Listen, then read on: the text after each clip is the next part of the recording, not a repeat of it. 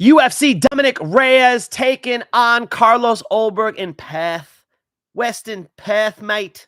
And it's going to go down on Saturday. I'm going to give my breakdown and prediction for every single fight on the card. Nice and early. Didn't even wait for weigh-ins. Let's start at the bottom, go to the top. The first fight of the night is looking like the ladies. Lookboonme and Alexia Thainara.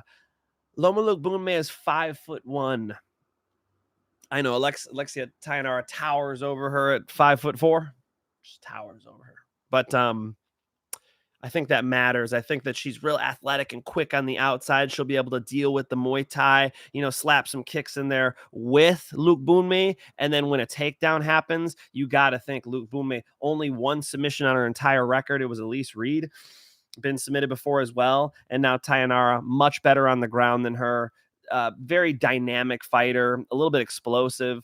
I got to go with Thainara here, despite Lookboonme having the more UFC experience, having that crisp Muay Thai, very technically sound Muay Thai, but that's not enough actually for a Thainara. I think she's getting taken down and probably submitted here. Give me Thainara submission.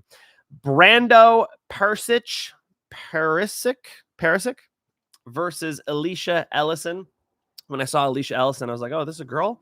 Oh, I'm so sorry, Alicia. Is it like a Dana thing? Dana seems to be doing fine despite being called Dana. If you're having a boy, Dana or Alicia, probably not what I'm going for, right? But hey, they're making it happen. I'm going to go Brando here.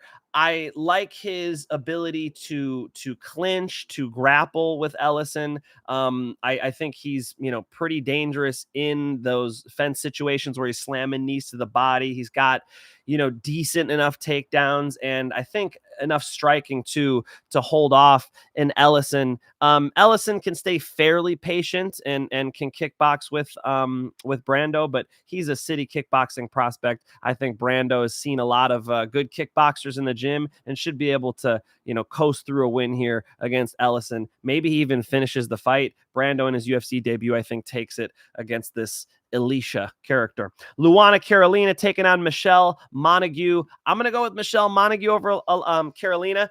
Carolina, it's a similar thing with Lookboonme where she has the UFC experience, and you want to give credit where credit's due there. She's, fought plenty of okay UFC fighters. I was going to say good, but some of these ladies' divisions aren't the deepest. But we're talking about Michelle Montague out of American Top Team, submission ace, rear naked strangle, rear naked strangle, rear naked strangle, rear naked strangle. I mean, she just keeps getting behind girls and strangling them. Okay. Not choking them. You choke on food. She fucking strangles them. She cuts off 30% of the blood to the brain. They pass out. She gets her hand raised, always generally in the first or second round. I'm going to go with Montague getting a takedown against Carolina. It could be closer. If it goes to decision, Carolina is going to look to point kickboxer, I assume. Carolina, not a ton of power, not a ton of consequence. So I think Michelle Montague will get through that. And I do think she will get this dub. In her UFC debut, coming straight from PFL and Bellator. I think she gets it done. I think Michelle Montague is going to be a fun addition to the UFC. Colby Thicknesse taking on Josias Mousasa. Josias Mousasa is the favorite. I don't know why. He's got power. He's explosive, but I think Thicknesse is going to have it everywhere else. Training with Volkanovski, being more technically sound, being better on the ground. The fight being in Australia, there's just a lot of things working for him. I do believe Thicknesse finds this decision or maybe even submission. Mousasa is going to give him that puncher's chance, run for his money, but you'll see throughout this card, I like the technical strikers over the punchers on this card.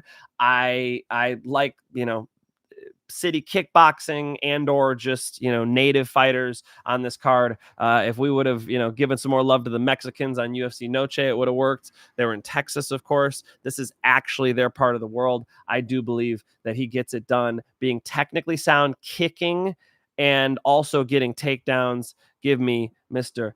Thicknesse getting it done. Let's say decision. Jamie Mullarkey versus Rolando Bedoya. My boy AJ was dunking on Rolando Bedoya. You want to hear the shit he said? Hang on. I got it right here. AJ doesn't believe in Bedoya. Bedoya slaps, punches, has no power. Jesus Christ. But he's fighting Jamie Mullarkey. You know? Jamie Mullarkey. That's Mullarkey. I just feel like Jamie Mullarkey is not going to put some big shot, not going to find some knockout shot on Bedoya. I think the slaps will be fine. I think Bedoya can out-kick him. I definitely think Bedoya can out-kick him. And so let's say he uses his legs, gets 2 out of 3 rounds against the Jamie Mullarkey. That would not surprise me at all. Jamie Mullarkey kind of sub-gatekeeper at this point. I mean, he is 31 years old in his prime. He made us think Mauricio Rufy was awesome. He got knocked out by Nasrat Hakparas before that. Not good. Hasn't won since 2023. Not active either. One fight in 2024. Now here's one fight in 2025. All red flags. Give me Bedoya. Jonathan Micallef versus Oban Elliott. This is a good fight. Oban Elliott needs this one, the Welsh gangster himself, but I think he needs takedowns, and I think it's going to be tough against Jonathan Micallef, who keeps that long range. He's quicker, more weapons on the feet than Oban Elliott. I think Oban Elliott will, keep it competitive until he gets caught with some big shots, caught with some kicks, and then shoots too far on the outside. He's going to need to set up those takedowns somehow. I don't think he'll be able to get Micallef to respect his offense enough. It's a good fight. It could definitely be close, but I'm definitely going to lean with the tall, lanky striker.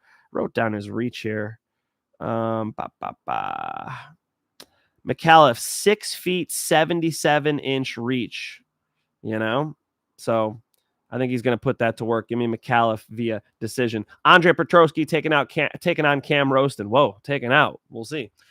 This is an interesting one because Cam Rowston was formerly pinned onto the mat by Torres Finney, and I think Andre Petroski is better at that, right? So if Andre Petroski gets to the top position, I think he can use those pins. He's great at, bringing an underhook up, clamping his hands together in a gable grip, and just pinning you, just keeping your shoulders and your hips flat on the mat.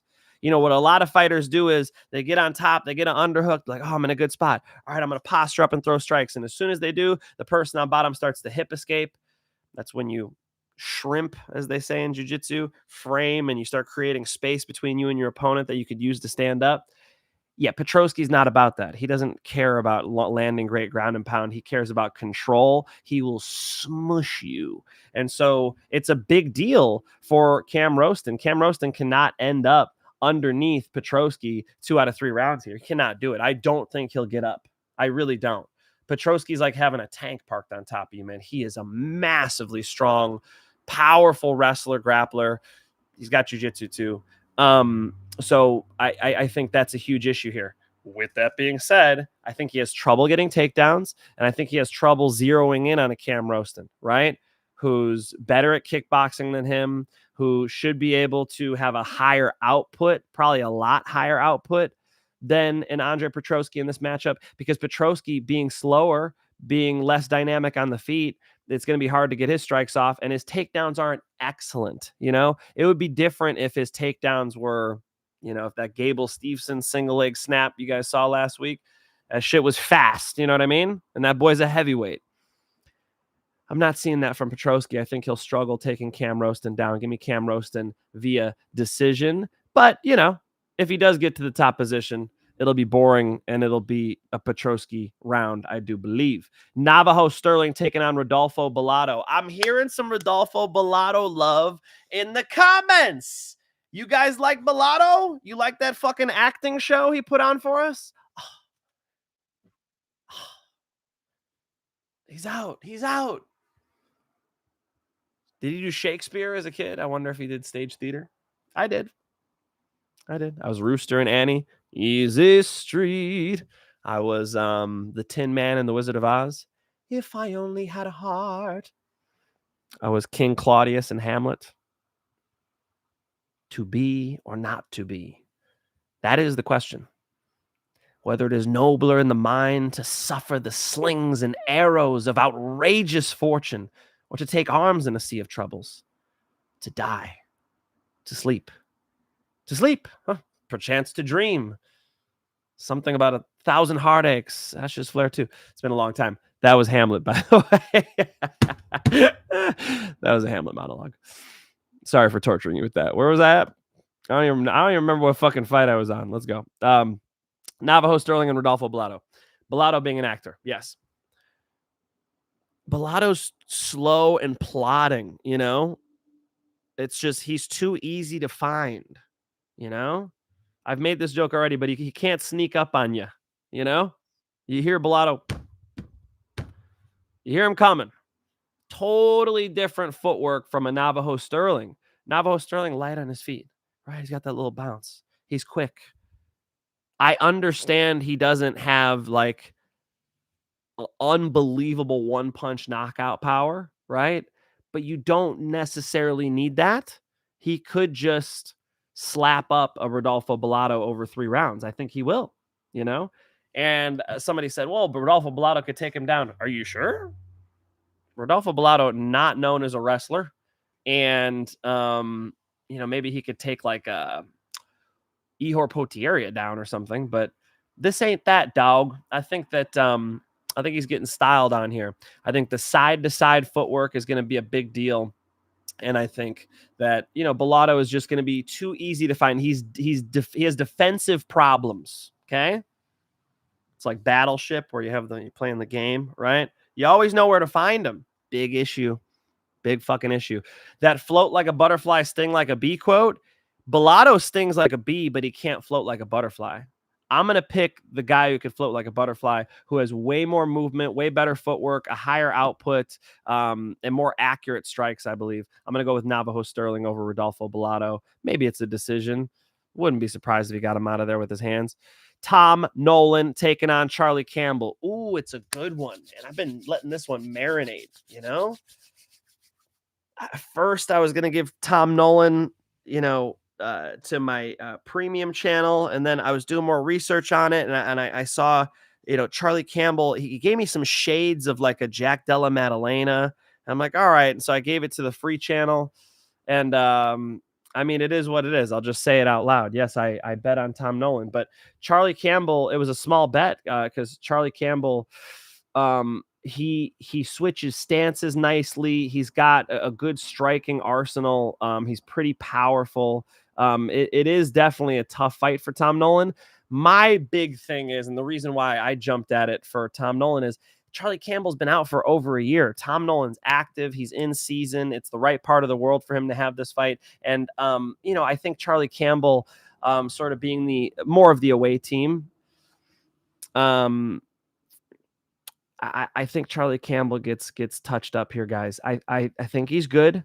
I think his striking's solid. I think it's a fun fucking fight. You know, if you're going to have a fight of the night candidate, this is up there. This could definitely be it, right? But I think Charlie Campbell's getting hit. I think Tom Nolan's going to have better timing, be able to start the fight better. And even if he doesn't, be able to finish the fight better, the cardio, being under the lights, performing. You know, these guys who are out for over a year, major problem for me when I'm looking at predicting fights. All right. So I just told you what the free channel bet was. I just totally spilled the beans. I don't think I've ever done that before. The free channel bet on Telegram is the great and powerful Tom Nolan. Louis Sutherland taking on Justin Tafa. Louis Sutherland's debut against Justin Tafa, who's been here for a while. Justin Tafa, active enough. But it's a Tafa brother. It's the better of the Tafa brothers. But he made me think Taliesin Teixeira was good at fighting. How dare you do that? Why would you do that to me? I'm going to go with Louis Sutherland. I think Louis Sutherland can potentially take him down. And if he does that, Louis Sutherland's ground and pound is vicious, is the right word to describe it, right? It's not unbelievably technical. He's not like, you know, going from knee on belly, switching sides. He's dropping lunch boxes on top of you, though. He's got a cinder block here, and he's got a cinder block here, and they're going to come down on your head. And I could just imagine, you know, Junior Tafa, you know, getting off the fence once or twice, putting a hook or two on him, and then one time getting taken down and just covering up, and Sutherland just boom, boom, boom, bombing away on him. Yeah, I'm going to go with I'm going to go with Sutherland. I think he finds a way to get this thing done in his UFC debut. Decent striker too, not unbelievable with the head movement, and sometimes he comes forward in a straight line, which is concerning. You ever see a bull in the matador? The bull runs at the matador, and the matador just kind of steps out of the way, right? That's kind of how you should strike with a Sutherland. But I don't really see a ton of good footwork with Tafa, man. He just kind of comes in there and bangs those hooks. So if he had a little bit of that Terrence Crawford footwork, side to side, that would be nice. I understand that he does not. He's also a heavyweight. Give me Louis Sutherland, TKO. Jake Matthews taking on Neil Magny. Most confident pick on the card. I'll just say it right now. Jake Matthews. Come on. Neil Magny was able to get a Zaleski out of there because when he mounted Zaleski looked like you told him his dog died. I mean, he looked like, it was very much a Zaleski not responding well situation. It looked like to me. We're talking about a 38-year-old Neil Magny. I think Neil Magny is good at jiu-jitsu, but so is Jake Matthews. Just ask Chidi Njokuani. I think Neil Magny uses his height and his range well. He's a veteran, but so does Chidi Njokuani. Chidi Njokuani is, another tall, rangy striker. And I think Jake Matthews can get through that and get to the back of Neil Magny or just fucking outstrike him. I think Jake Matthews is going to be significantly better at kickboxing than a Neil Magny, especially a 38-year-old Neil Magny, Neil Magny's shown us he could find a way to win sometimes. I don't think he finds it here. I'm going to lock Jake Matthews over Neil Magny, who's impressive. He's been in the UFC for fucking ever. Over a decade. That's crazy. He's been in the UFC for 11 years. Made his UFC debut in 2014. Respect it. Jake Matthews is on one right now. Jack Jenkins taking on Ramon Tavares. This is interesting. Because Jack Jenkins, first of all, home field advantage, right? He's better at distance. He's got nice striking, beautiful head kick, put Santos on the floor with it. But look what happened when it really hit the ground. First, he gets caught in a fucking triangle choke and doesn't know how to circle towards the lock, responds pretty poorly. Almost an F, but he did get out. I think he did the knee up the butt thing and pulled out. So we'll go D on that triangle defense. And then shows just no rear naked strangle defense, just kind of leaves the end zone wide open. And, the neck got purchased. So I see big problems on the mat for Jack Jenkins, and he hasn't been priced as such, against Herbert Burns. He's this huge favorite. It's Herbert Burns, I understand. But against the Ramon Tavares, I mean, who's a striker, but maybe Ramon Tavares could out-grapple him, surprise him, take his back. I'd coach my fighters. Anybody who's just like average skills, fucking grapple Jack Jenkins all day. His striking's beautiful to watch, but he is really, delinquent in the grappling. And I do think that Ramon Tavares can out-grapple him. Now, on the feet, Ramon Tavares, pretty tough. The orthodox southpaw matchup could shut down some of the kicks. I'm starting to lean Tavares. Should I do it? God, I don't know why I have this feeling that in Australia, Jack Jenkins gets it done. Huh.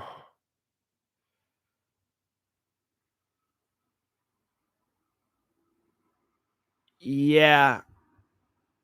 I'll go, fuck. I think Jack Jenkins gets it done. I can't get that out of my head. I see Jack Jenkins working from the outside, but fuck, he can't survive on the ground with people. If Ramon Tavares was a little bit better at jiu-jitsu, if I just saw a little bit more from Ramon Tavares and had a confidence that he could take Jack Jenkins down, I would pick him. I'll lean for Jack Jenkins. Stylistically, I think he can make it happen, but he'll get some kicks shut down here. He'll have a closer striking bout than he wants, and he's cooked if it goes to the ground with anybody good. Maybe Ramon Tavares, he's not cooked, though. So let's go Jack Jenkins. Tough pick for me, as you could see me fucking struggle through that thing. We're at the co-main event. Jimmy Crute taking on Ivan Erslan. It's a good fight. I know there's some smart money, okay? Some smart money on Ivan Erslan. I've already heard it, okay? But why?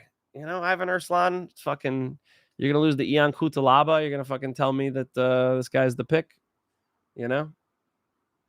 I don't think so. I think Jimmy Crute probably gets it done. Jimmy Crute better on the ground. You know, Ivan Erslan had a good fight with Navajo Stirling. You know, and I guess you can give some credit there, but he lost. You know, I think against Jimmy Crute should be able to kickbox with him, wrestle with him. Better grappling. So Jimmy Crute by submission is attractive. You know, a decision's attractive too. I could see it going long. Jimmy Crute likes to get in these fucking draws. Bro, how many draws does one man need to have? No contests and draws and shit. You know? I bet on Jimmy Crute against Rodolfo Bellato. He goes to a fucking draw. He won 2 out of 3 rounds, by the way. But whatever. I'm going to go with Jimmy Crute. I think the last performance, you know, Marcin Prokhnio really helped Jimmy Crute. You know, he got to fucking smoke somebody, get a quick tap, and I think that gives him some fire. You know, I like where the fight takes place for Jimmy Crute here too. Against an Ivan Erslan, I think he could deal with the striking. Ivan Erslan not being dangerous enough, good striker, but not being dangerous enough. And then Jimmy Crute, if he can get on top at all, finding like a rear naked strangle or something. Give me Jimmy Crute getting this thing done in the co-main events. Not the most reliable guy. Let's just call it like it is, but I'll go with him here. Carlos Ulberg taking on Dominic Reyes in the main event. I never do this, but I should say like midstream. Hey, smash the like button. Don't just click it. Fucking click it with, you know, a little bit of force. Okay. Subscribe to the channel. That really helps. I passed 10,000 last month, right? So it's fucking, let's go. 10,000. Come on, guys. Some of these other fucking guys talking about this shit have 50,000, 100,000. Can I get some love? Do I not fucking come through every week? Thank you.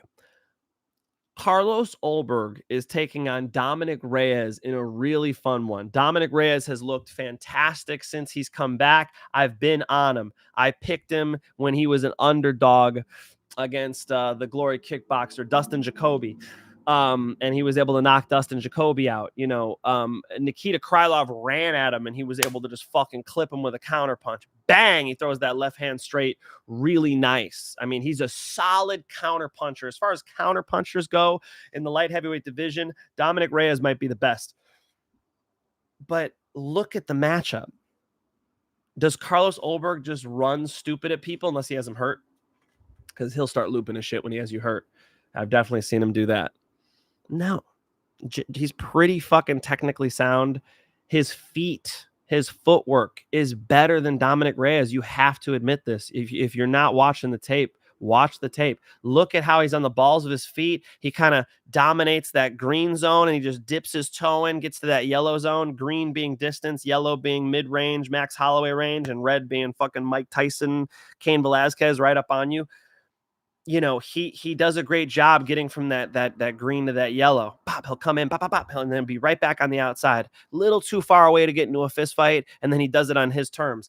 I really like that style. It really works well in MMA because it's hard to be good at like blocking. Like Dominic Reyes relies on slips and rolls and shit, which is classic, you know, Western boxing, Queensberry rules boxing. It's fantastic. His counter punches are awesome. I'm a fan. I've picked him. I told you guys. But against Carlos Ulberg, I think he's seeing a level of kickboxing that won't make stupid mistakes. I think Carlos Ulberg is a good round winner against a Dominic Reyes, who, by the way, even since he's back, has been kicked in the legs a few times, sort of just leaves him open. I could see Carlos Ulberg doing a heavy leg kick attack since the takedown threat's not really there. And I could see Carlos Ulberg running away with this thing, winning rounds and getting the decision. I think Carlos Ulberg, 4 rounds to 1, gets past a Dominic Reyes. You're looking at punching speed versus punching power. You're looking at footwork versus like this defensive counter punching style. I think it's a pretty bad matchup for Dominic Reyes. So in the main event, give me Carlos Ulberg via decision. All right. You know what it is. One more time for my people in the back. I'm going Carlos mother effing Ulberg taking out a Dominic Reyes, at least on the cards. Jimmy Crute over Ivan Erslan. Jack Jenkins over Ramon Tavares, I guess. Damn it. I see a problem with Jack Jenkins on the ground. I don't like picking him. Jake Matthews over Neil Magny, lock. Louis Sutherland over Justin Tafa. Tafas are just auto fade at this point. Tom Nolan over Charlie Campbell. Charlie Campbell's a tough customer. The more tape I watch on Charlie Campbell, the more I like him. I think because he's been out, it'll be a problem against Tom Nolan, who's going to start fast and bring an MMA fight, maybe even take him down. Navajo Stirling over Rodolfo Bellato. Volume, output, footwork. Andre Petroski over, Cam Rowston over Andre Petroski, although Andre Petroski holding him down is live. Jonathan Micallef over Oban Elliott, distance striking. Rolando Bedoya over Jamie Mullarkey. Colby Thicknesse over Josias Mousasa. Michelle Montague over Luana Carolina. Brando Pericic over Alicia Ellison. And Alexia Thainara over Loma Lookboonme. Those are my full card predictions for UFC Perth. Couple underdogs in there for y'all. And as you know, I already dropped my bets. So DM, direct message at Mike Finch Show. I don't have to tell you direct message. Huh? Everybody knows what a DM is. Jesus, Mike. At Mike Finch Show on Instagram. We'll get you in. I give out my favorite bets. I definitely got some favorite bets this week. Got a under over that I love. That's what I locked. And then, I gave you guys my most confident parlay there too. Decided to drop that one in premium channel. And I think I got one more bet probably coming. What say you, chat? What up, Tyler Durden? What up, Yanko? Dog? Chicago, stand up. Chicago should stand up. Let's go. Because ice is here. Oh, shit. There's ice right there. Love the new song. Let's go. Shout out to Bufo on the beat. I'm just going to have to edit that together. It's just going to, take me a minute. But we'll get it up. Thank you, Dixon. That was mentioned in the song too. Yeah, the Rear Naked Strangle. I know. No, he did great. There's more. He sent me like 5 songs, dude. He's got like fucking 5 songs. At least 4. Finch live at a normal hour. Did you know that I am up during the day? Yeah, I am not a vampire. This is proof, okay? That's sunlight on my face, okay? See the shadow? That's sunlight. Get him Reyes, whoops his arse. Nah. What's your take on the Jake Paul fight? God damn it. Jake Paul is boxing a midget. No, I'm just kidding. That was rude. Jake Paul is boxing Gervonta Tank Davis, and he's a foot taller than him. It looks crazy when they're doing this, the stare down. It wasn't really a stare down. Gervonta's like, I'm just here so I don't get fined. I'm just here so I don't get fined. Any football fans got that reference? I guess you got to go Jake Paul over Gervonta Davis. He's a big puncher, His boxing's not great, but it's good. It's okay. This idea that he's going to be like the world champion or something someday, whatever he said in the past. Yeah, that's extremely unlikely. And I think it's looking that he knows that, because he doesn't look in better shape now than he did before. He looks in worse shape now. He doesn't look to have like ever improving boxing. It's really hasn't improved all that much since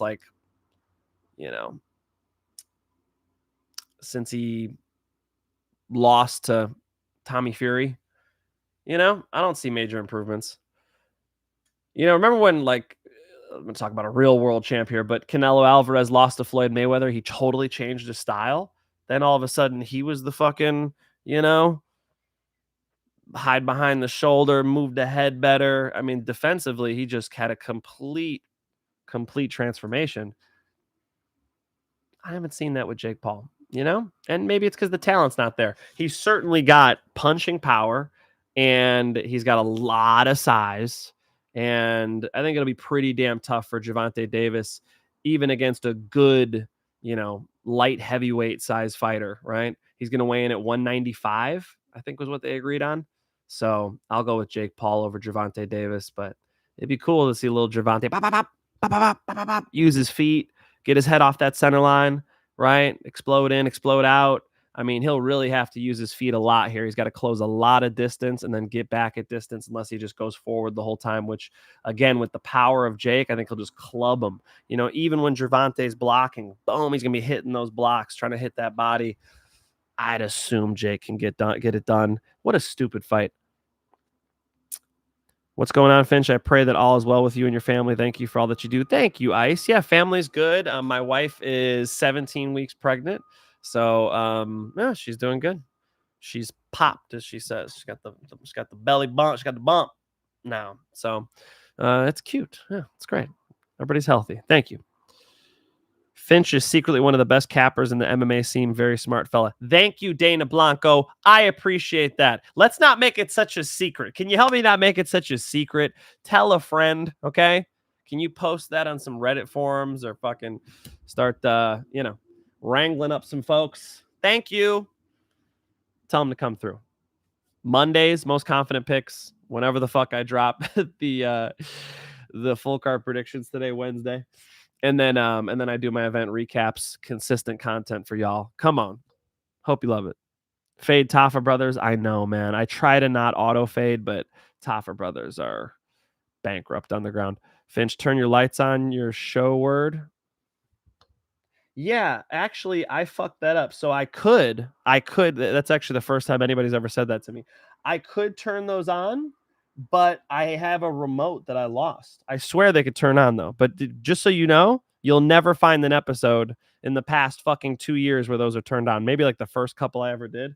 I lost the controller, but I can get those on. I don't know. It doesn't look too bad, right? You're the first one who's ever said anything, so apparently it doesn't piss people off that much. Yeah, these are all on their own. So look, this side goes on, off, and they have different like temperatures. Like I could do that lighting. See how the lights change? But I think that's the best, right? A little show for y'all. Finch McMahon. Finch Vaughn. Thank you. This card is super sketchy. All right. Then, be careful.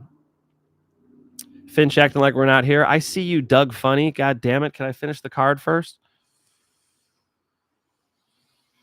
Bufo! What up, Bufo? Trust your gut, Mike. Tavares versus Jenkins fight smells like it could end in a split decision, and Jack gets the home cooking robbery. You know what I'm saying? That's what I'm saying, bro. If fight, it's home field advantage for real. If fights go long, you could see, close decisions go the way of the Aussies. Aussie. Finch, please tell me the sharp money isn't your boy AJ DeVito. It's not. No, it's not AJ DeVito. I think AJ also picked Jimmy Crute. Do I have that right? I could be wrong about that, but I know that a person who does what I do but not on camera, they're going like they're like locking Ivan Erslan. I don't know. I don't understand. I can only tell you what I'm seeing. I'm seeing, a submission for Jimmy Crute. Yeah, he's gonna roll the dice striking with Ivan Erslan. I mean, it wouldn't shock me to see Ivan Erslan win. Jimmy Crute's not my lock or something, but because he's not reliable enough for that. But you ignore us in chat, Finch, so no like.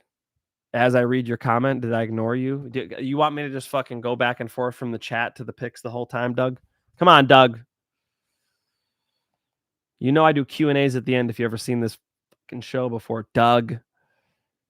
Finch, from now on, instead of 1,000, can you send me, please say thou wow? Like instead of 10,000, it's 10 thou wow? What the fuck?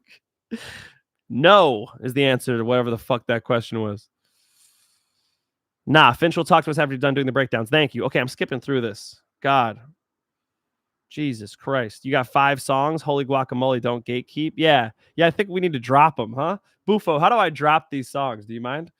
Is that okay? Bufo, can I get approval from you if you're here right now? Can I get approval from you to put them on my YouTube? To put your songs on my YouTube. Okay? I don't know what type of video content I'll do for that. I'll have to figure that out. Just me just fucking sparring people. I don't know. What do you guys want? Me fucking hitting the mitts at the gym? What do you want? Me trying to surf? That would be bad. Show highlights? What do you guys want?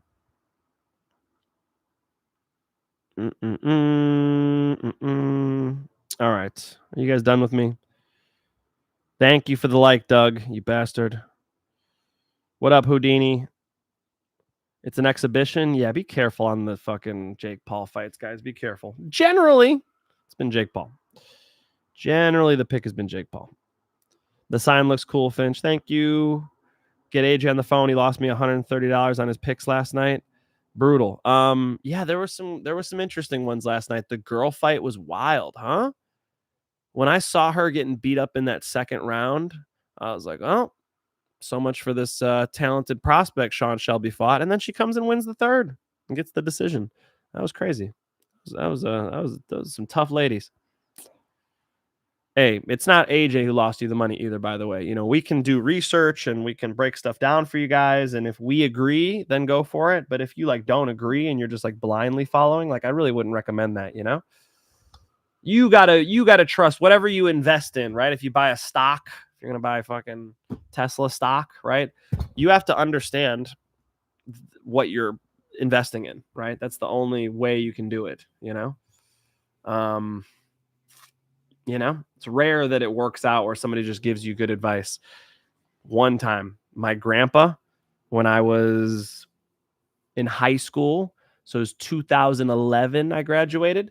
My grandpa told me, hey, there's this thing. It's online money. It's I'm like, yeah, this sounds like a scam, grandpa. Like, you know, I would avoid it. He's like, well, it could be worth a lot someday. People are saying it could be worth a lot someday.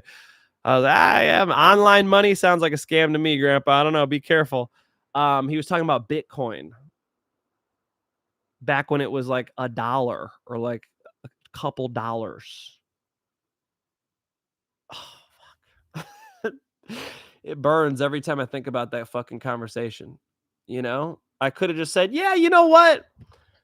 Throw $50 on it. Throw $50 on it. Why not? If you lose the $50, you lose the $50. But you know, hey, you sound interested in it. Go for it, grandpa. And then, you know, give me the info so I could find it, you know, in the future if you don't cash it out.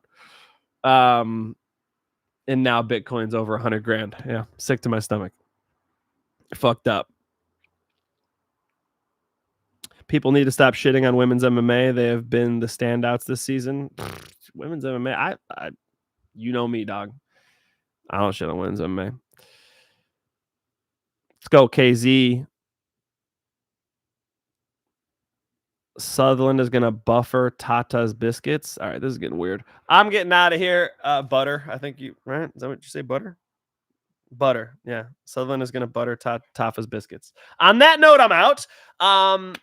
Please drop a comment after I post this thing. W in the chat if you got nothing to say. Appreciate you guys being here. DM at Mike Finch Show on Instagram to get my bets. That's the premium channel. Already dropped. I already told you guys. Tom Nolan in the free channel. Please, Tom Nolan. And yeah, let's fucking eat this week. I'll see you guys after the fights. All right. Until next time, it's peace and love.